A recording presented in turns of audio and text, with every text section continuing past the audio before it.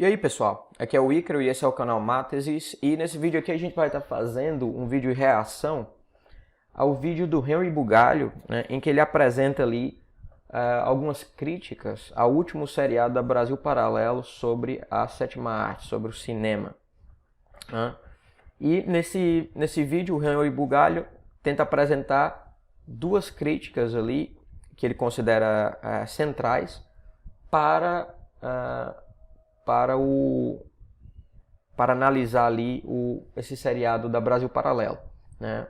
E o que ele vai pegar ali vai ser justamente uma tese central ali, que é o eixo, né, pelo qual você tem ali a tese central, que é o eixo pelo qual os convidados ali da Brasil Paralelo tratam, né, que é justamente a questão do herói, né, o papel do herói na narrativa do cinema. E o outro ponto é um ponto que diz respeito a uma interpretação ali específica que o Brasil Paralelo apresenta sobre a questão da derrocada do Oscar, né? A derrocada no que diz respeito à audiência, né? A derrocada da audiência do Oscar. Então esses são os dois pontos que o Henry Bugalho apresenta ali, e a gente vai estar justamente analisando, né, essas duas críticas, essas duas orientações críticas que o Henry Bugalho faz à última série da Brasil Paralelo. Então, basicamente, essa vai ser a orientação do vídeo.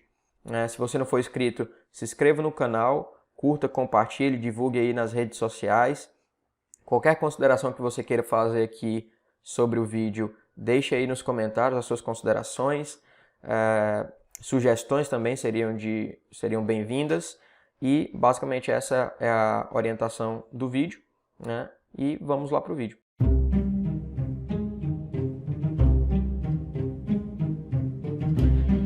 Então, pessoal, a gente vai estar aqui analisando, e a primeira tese, analisando as críticas, né, do Henry Bugalho, como eu falei na intro, e a gente vai iniciar justamente ali pela ordem cronológica do vídeo, que é a primeira tese, que é essa tese da Brasil Paralelo, que você teria uma tentativa de...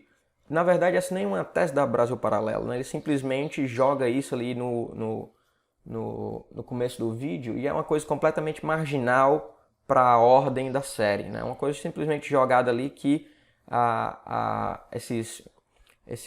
essas premiações, né, movidas justamente por certas pautas identitárias, né, o uso lacrador por parte dos atores, né, e dessa gente lá de Hollywood, todos eles utilizando essas pautas de identidade para lacrar nessas premiações, talvez seria uma das razões pelas quais há essa queda brusca na audiência dessas premiações, né? E aqui o Henry vai justamente criticar esse ponto. Vamos ver aí. Respiratórios por aí. Então, eu vou pegar aqui dois pontos que me chamaram a atenção. Eu poderia escolher outros, mas escolhi dois porque aqui a gente tem uma clara noção de como eles distorcem a realidade, de como eles manipulam a percepção dos seus espectadores para levar em certo sentido. Então, o primeiro ponto tem a ver com essa imagem que eles mostraram no terceiro episódio, que é quando eles falam sobre o... Inclusive, esse é um ponto que eu já criticaria no início do vídeo dele. Porque se você for olhar no vídeo dele, você vai ver que ele já começa o vídeo induzindo o espectador dele a ter uma visão negativa, né, do que ele vai analisar. Porque ele vincula diretamente que tudo isso aqui que você vê lá no Brasil Paralelo é um negócio olavista, conspiracionista, né? E eles só fazem isso para induzir você. Eles pegam uma pitada de verdade, uma certa percentagem de verdade ali e embutem ali naquela verdade as interpretações conspiracionistas e olavistas, né, e tararei para lá. E se você aceita isso aqui, você vai aceitar tudo quanto é maluquice, como, sei lá, terraplanismo, não sei o que lá, né? Ou seja, ele já cria, né, um ambiente de análise de envenenamento do poço, né, que é o que chama de envenenamento do poço, né? Você envenena o poço para os seus e, por sua vez, cria já desde o início uma imagem negativa do seu interlocutor para que a pessoa que esteja lhe escutando já crie uma aversão com relação ao seu interlocutor. Isso é claramente uma atitude sofística, né? Se vocês forem ver, por exemplo, a série, né? Se vocês forem ver a série, por exemplo, vocês vão ver que, na verdade, o eixo da interpretação central da série não tem nada a ver com o Olavo de Carvalho nem nada. Na verdade, se você for ver, o eixo da série foi desenvolvido por um pensador americano de orientação ortodoxa, né? Que é o Jonathan Page, né? Que é amigo do Jordan Peterson, né? Então, essa atribuição de olavismo e conspiracionismo simplesmente já mostra o nível de desonestidade intelectual do Henry Bugalho. Ele já inicia o vídeo, né, fazendo uma atribuição indevida, né, dizendo que tudo aquilo que é apresentado ali na Brasil Paralelo é um conspiracionismo, né, que tem como base o Olavo de Carvalho. Quando você vai ver a série, na verdade você vai ver que a interpretação, por exemplo, do que ele menciona do parasita, na interpretação do parasita pós-moderno, é uma interpretação do Jonathan Page por meio da influência do Derrida, né? Ele atribui a influência do Derrida a esses movimentos pós-modernos e é através dessa interpretação do Jonathan Page que você tem essa crítica do parasita pós-moderno.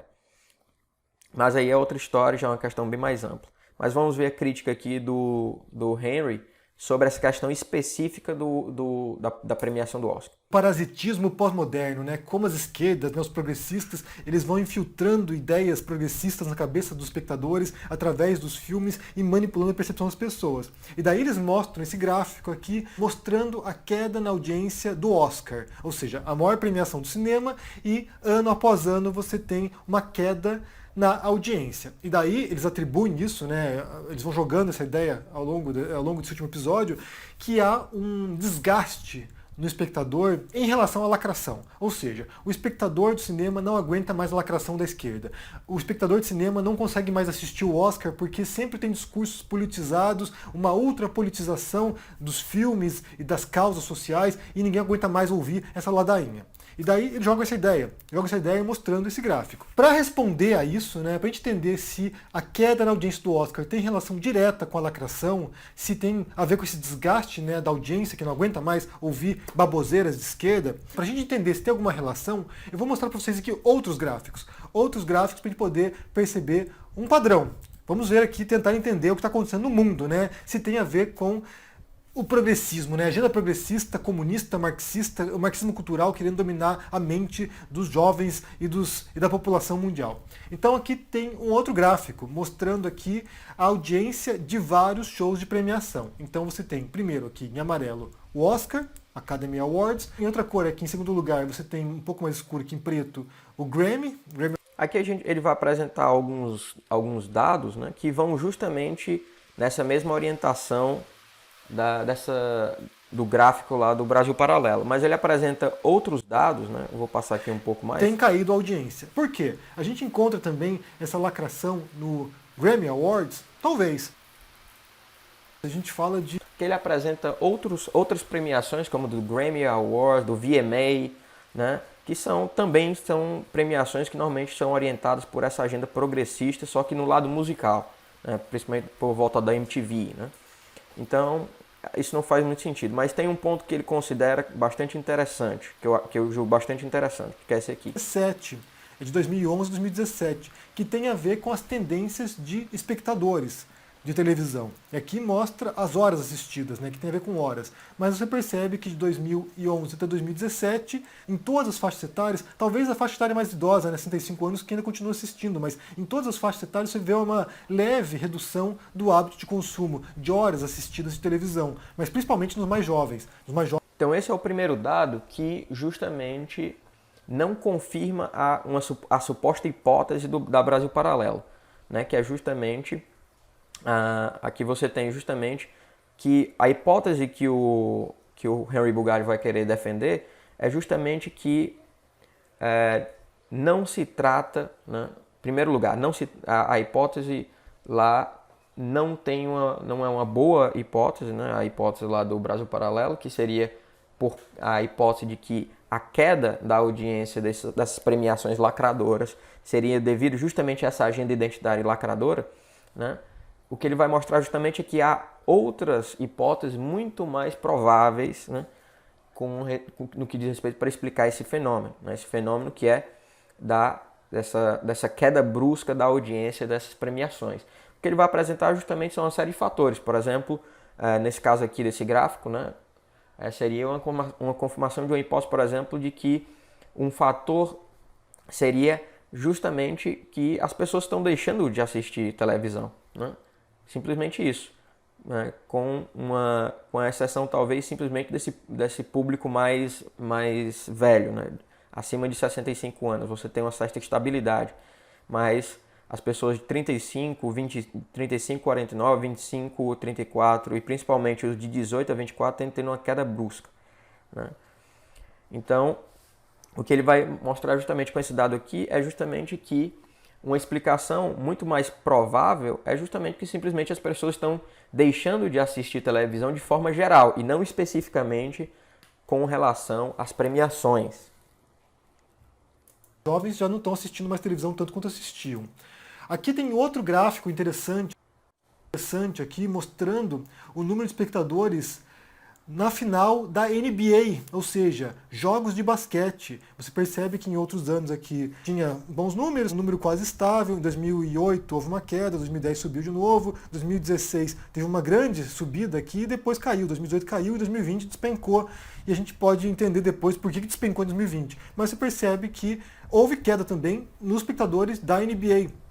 E a lacração no basquete, os jogadores de basquete ficam fazendo discursos politizados? Não sei, eu acho que não, né? Aqui tem um outro dado interessante para a gente poder acompanhar aqui e entender o que está acontecendo. Isso aqui faz uma comparação entre espectadores de TV, o gráfico é a linha azul aqui, e de espectadores de beisebol nos Estados Unidos. A linha vermelha é de beisebol. E daí você percebe que de 84 até 2018 houve uma queda constante nos números de espectadores de programas de TV, de shows de TV e também de espectadores de beisebol. Qual a relação? A lacração no beisebol também? Os jogadores de beisebol com a luvinha lá ficam falando discursos politizados de lacração? Eu acho que não. Eu acho que não tem relação, mas vamos ver um outro gráfico aqui, que não é de televisão, mas é de jornais, mostrando aqui a queda de circulação. Então, o ponto que ele quer mencionar é justamente o ponto que ele quer frisar é justamente o que eu mencionei, né? Essa explicação, né? Essa hipótese de que a queda da audiência do Oscar é devida especificamente à lacração dos atores, dos roteiristas, dos diretores, sei lá, da gente que faz parte lá da premiação do Oscar e dessas outras premiações de cinema, né, é devida à lacração, ela na verdade não é uma boa hipótese, né, porque na verdade ela é explicada por um fenômeno mais amplo, que é o fenômeno da queda, a queda da audiência, né, da TV de forma geral. Inclusive ele vai colocar mais à frente, né, por exemplo, a hipótese que isso também se deve justamente a essa queda generalizada pela influência dos celulares, né, das redes sociais e por aí mais, que estão roubando essas audiências da TV aberta e da TV fechada, não importa, da TV de forma geral. Ok? E que eu acho plausível. Eu acho que realmente o Henry Bugalho tem razão nisso, mas se você for ver bem, essa questão da lacração, ela na verdade ela se dá como especificamente num outro âmbito mais específico, que é a lacração no âmbito da narrativa. Não é nem a lacração, na verdade, é o fenômeno dessas ideias identitárias revolucionárias, né, no âmbito das narrativas do cinema, né? Esse é que é o ponto central. Essa questão da queda da relação entre lacração ou identitarismo e revolucionarismo político, ideológico, no meio do cinema, especificamente relacionado com essa questão da queda da audiência do Oscar, é uma questão completamente marginal no vídeo, né, se você for ver. Então, essa é uma questão que poderia ser, não é uma questão central na série, né, é uma questão completamente marginal. Então, nessa medida, não me parece que o Henry Bugalho esteja sendo minimamente razoável na crítica dele, porque ele está criticando um ponto completamente marginal. Mas isso não se dá, por exemplo, com o segundo ponto, porque o segundo ponto, a segunda crítica, é acerca de algo realmente central na série, né? Que é a questão da narrativa do herói, né? Então, esse segundo ponto que o Henry Bugalho vai criticar é a tese, né, que você encontra lá na série do Brasil Paralelo, que o cinema, né, principalmente ali naquele período que ele vai marcar ali com a formação dos blockbusters e, de forma geral, as grandes obras cinematográficas, né, ele vai justamente defender a tese, né, que essas grandes obras cinematográficas elas são herdeiras, né, de uma estrutura narrativa simbólica, né, muito mais fundamental, né, que é a narrativa simbólica do herói, né, a narrativa simbólica do herói. E você vê ali principalmente ali o que a série passa, né, como exemplos ali paradigmáticos e que eles discutem de forma mais profunda, é a questão da figura do Jedi, né, no Star Wars. No Star Wars ali, o Jedi, principalmente a figura do Luke Skywalker, e por contraste, a figura parasitária da Rey, né, nesses novos filmes aí do Star Wars, essa nova trilogia, se não me engano, que é a Rey, em contraposição ao Luke Skywalker, e também o filme A Felicidade Não Se Compra, né?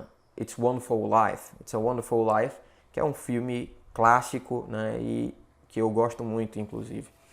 Então, o que eles vão apresentar ali justamente é que essas grandes obras cinematográficas do cinema, né? Quando o cinema alcança justamente a excelência artística, na verdade o que você vê justamente é essas grandes personagens que espelham justamente esse fenômeno, esse arquétipo do herói, né? Só que esse arquétipo do herói que a gente vê nessas grandes obras do cinema que eles mencionam, não é um herói qualquer, é um herói sacrificial. E daí você tem justamente o comentário lá do Jonathan Page, os três principais convidados que vão justamente se aprofundar ali nos comentários sobre isso, é o Jonathan Page, o Guilherme Freire e o professor Vitor Salles Pinheiro, né? Que é justamente essa questão do herói sacrificial especificamente, né? Então, o que você vê justamente ali na Brasil Paralelo é que eles defendem a tese que esses grandes filmes, né, que incorporam esses grandes personagens, né, essas grandes obras cinematográficas que têm um personagem fundamental que mobiliza, né, a nossa alma, né, para essa coisa grandiosa, é justamente esses personagens que, em alguma medida, refletem esse símbolo mais fundamental, esse símbolo narrativo fundamental na tradição ocidental, que é o símbolo do herói sacrificial, e que, em última instância, vai remeter justamente à imitação de Cristo, né? Nessa medida, essa é a tese central da Brasil Paralelo. E o que o Bugalho vai justamente criticar é esse ponto, né? Vamos ver isso agora. Realidade. A gente vai falar um pouquinho mais sobre isso a seguir, porque tem um outro ponto que vale mencionar que é interessante também. Que num dos pontos do primeiro documentário, do primeiro episódio, eles falam o seguinte, falam sobre o herói. E daí eles mencionam como esse modelo de herói no cinema, ele reflete um padrão. E daí eles falam o seguinte aqui, né? Tanto o entrevistado, tanto um expert, entre aspas, estrangeiro, quanto um brasileiro. Nossa concepção de herói é do cavaleiro cristão, basicamente, diz um.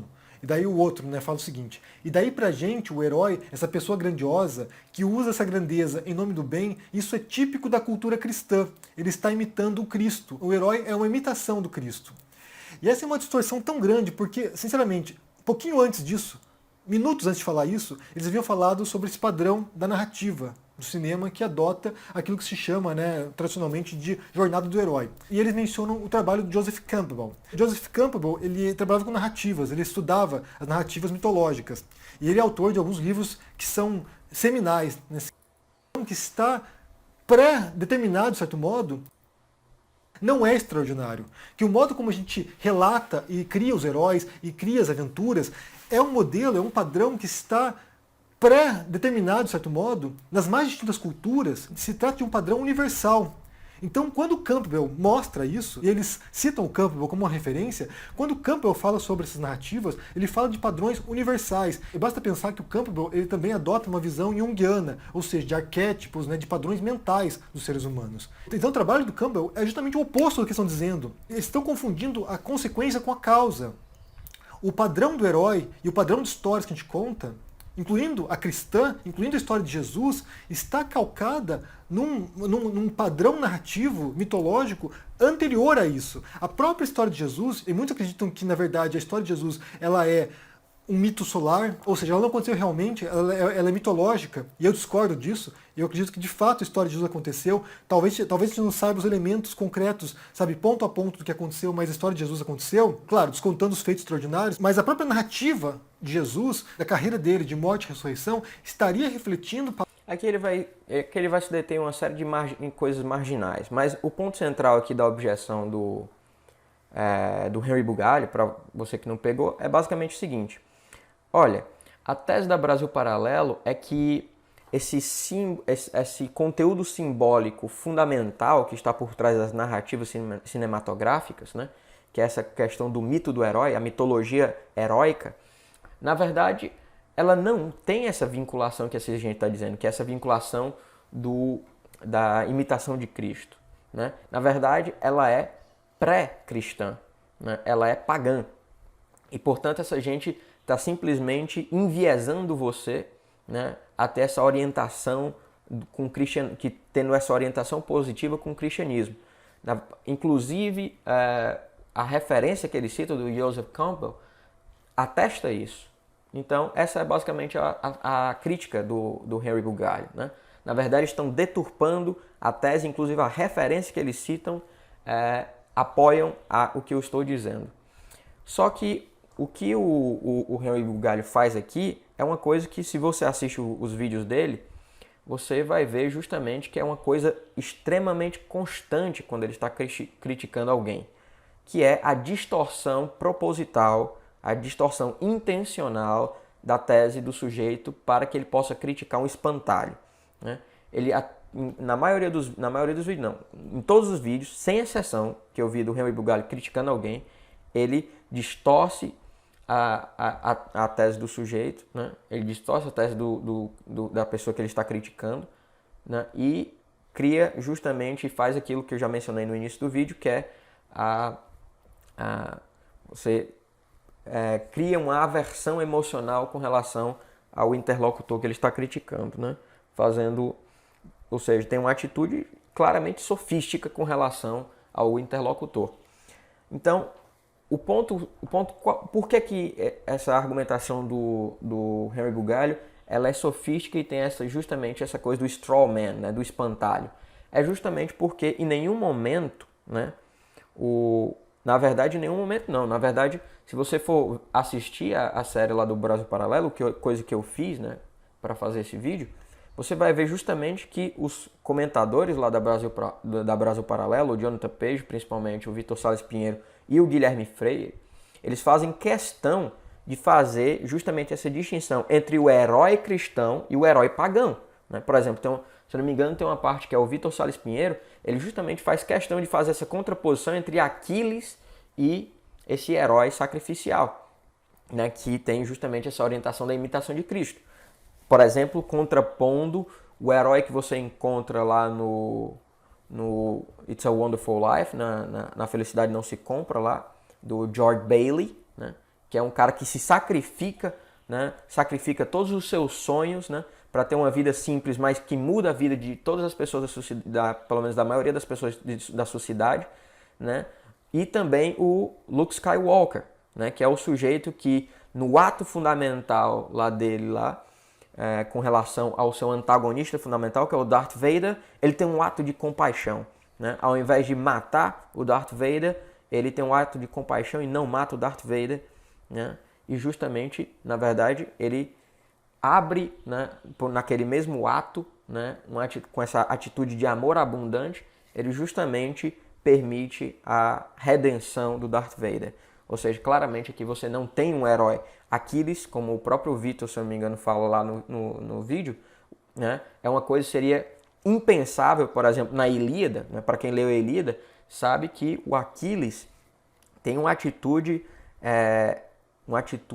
tão violenta com relação ao Heitor, que até os deuses, né, ficam aterrorizados com aquela atitude dele, né, depois de matar o Heitor, né, esfolar o corpo dele, etc. Até os deuses se horrorizam diante daquela ação de Aquiles, né.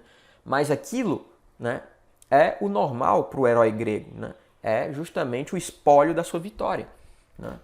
Então, uma atitude sacrificial e também de compaixão, né, de sacrifício e compaixão pelo próximo, e principalmente pelo seu adversário, é uma coisa completamente fora de questão para o herói grego, para um Aquiles, né, por exemplo.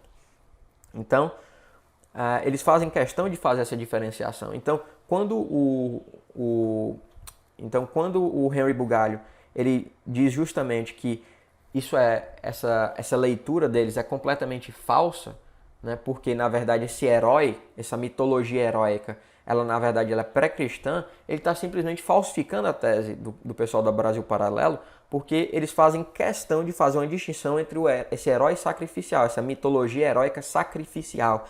É essa mitologia heróica sacrificial que está presente nessas obras que eles mencionam, essas obras cinematográficas que eles mencionam.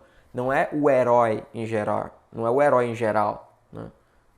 É esse herói específico, sacrificial, né, e movido por essa compaixão. É esse herói específico que reflete a imitação de Cristo, não o herói como um samurai japonês, né, clássico, mas nem um guerreiro grego, né, um guerreiro mitológico grego como Aquiles, mas principalmente aquele herói, né, aquele ato heróico de bravura que resplandece, né, que se sacrifica por um bem maior e que tem atos de compaixão, né, e que revela atos de compaixão. Esse herói específico é que tem uma atitude de imitação de Cristo, ele imita a Cristo nas suas ações. Então, a crítica do Henry Bugalho é simplesmente uma crítica distorcida.